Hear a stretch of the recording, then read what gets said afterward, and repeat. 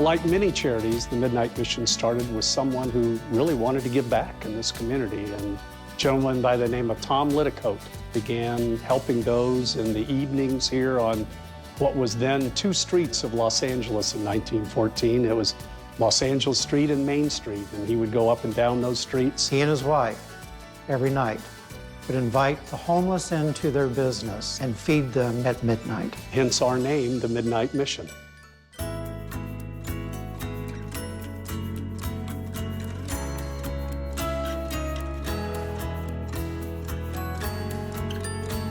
The Midnight Mission takes pride in making a difference in this community and its service to this community. It represents a place of hope for people that may have lost any and all hope. 58,000 homeless people in the county of Los Angeles any given night. They are the first place many people encounter when they become homeless and when they are often sort of set adrift in the Skid Row area. The face of homelessness has changed. The demographic has changed over the years. No longer is it middle-class people down on their luck, but people who come from very challenged backgrounds. Post-World War II, it was male, mostly veterans coming back from war that really struggled with alcoholism. Things changed in the 60s and 70s. We accepted into our society drugs. Drugs had their consequences. The program began to evolve with Clancy Emeslin becoming our managing director, because he began taking men to a 12-step program. The Midnight Mission went from a place of just serving meals to a place where you could really get recovery and really get back on your feet. They get these guys sober, cleaned up, educate them, and put them back out in society. Not only addressing recovery from substance abuse, but also addressing mental illness, lack of job skills, criminal records, lack of a proper education, all the things that people need for rehabilitation to enter society as a self-sufficient member. It's a great place for them to get back on the road to self-sufficiency, or if they just want a meal and a place to stay for the night.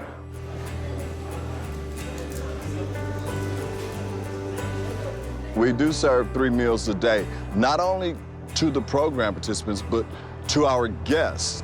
As many as 1,500 or more meals per service, 3 times a day. 90,000 meals a month is our average right now, and that's going to put us well over 1 million meals again this year.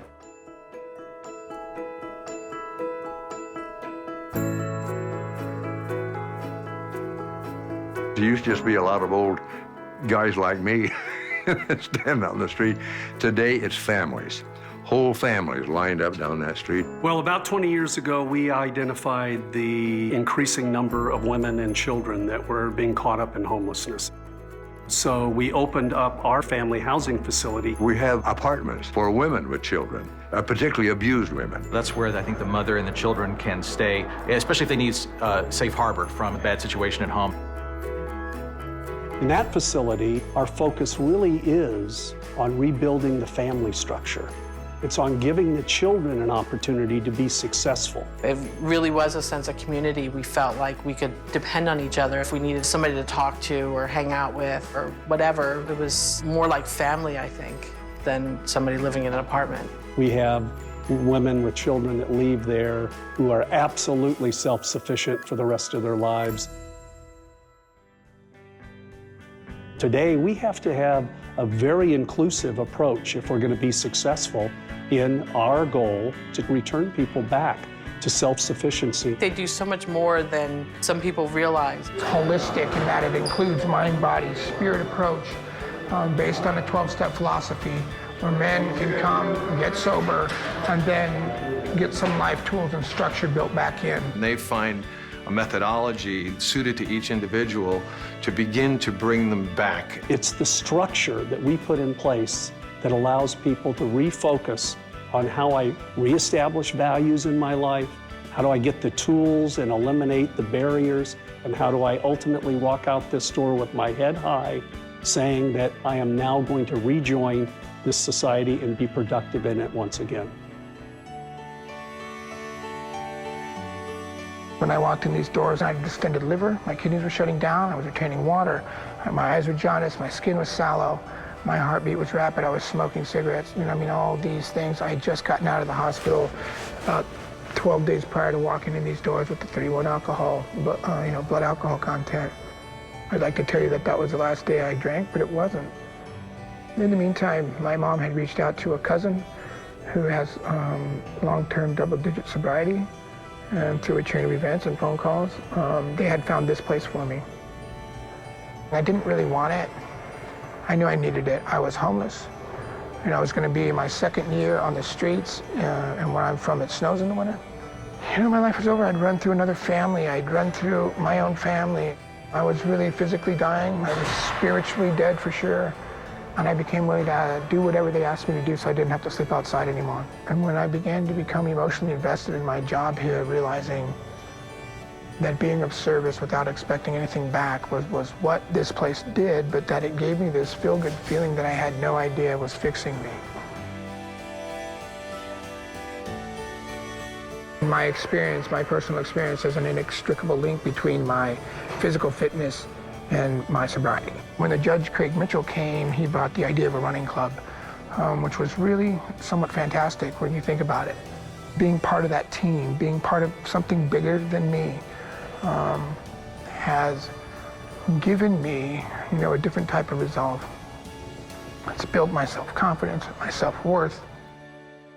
I'm out today, man. You are? Yeah. Love you, Tim. If there's anything I can ever do, Malibu? Rebuilding people's self-esteem is at the core of what this agency does. You may not have any possessions other than what you're carrying around in a bag, but you still got pride. And I think the Midnight Mission emphasizes the pride that you have and builds upon that. After a year, when they asked me, did I want to stay here and continue to do what I was doing for them and speak on behalf and tell people what this place does, I said, absolutely. Absolutely, I'd love to do that. This place saved my life. It gave me an opportunity to have my daughter back. They gave me back that structure that I needed. I started working again, getting my self-esteem back, and that's what got me the job where I am now. I had to work my butt off for it, but I actually had the opportunity. They gave me the structure for that. They taught me how to love myself, how to deal with my problems without the use of drug and alcohol. They don't look at the outside, they look at the inside, and that's where they fix you, that's where they help you. I got to start over again, which I'm very thankful for. I'm pursuing my art career. I'm getting commissioned to do paintings, and I'm living my life now. They helped me believe in myself. They helped me become a better me. They didn't change me. They just helped unlock who I really am.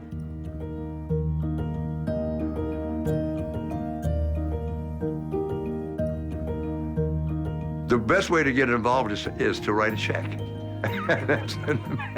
Because it is expensive keeping this place going. The Midnight Mission, and one of the things that's unique about them, is that they don't take government money. And I think that that's important because it leaves them the flexibility to do what they think needs to be done. An organization who is not driven by any kind of greed or profit motive, but driven by the real altruistic view of helping people become what they can be.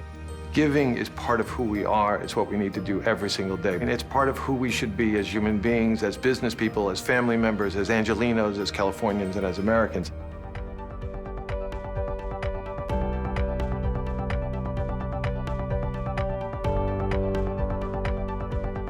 The Midnight Mission is celebrating 100 years. In that 100 years, these doors have never been closed. 100 years of unselfish service to this community. People know that they have a place to go to in the Midnight Mission, day or night, and that they will be welcome. It represents a chance to get back on your feet again. It represents a chance to get back with your family. It's a whole organization of giving people their lives back, and I'm very proud to be a part of it. The homeless community can come and be respected, can be nurtured, can be taken care of, and know that the people at the Midnight really care about them and really want to help them. This is the day to stop procrastinating. This is the day to turn your life around. This is the day to give. This is the day to start. This is the day to save a life. This is the day to write down the number and website address on your screen and do your part to make life better for our neighbors. Thanks.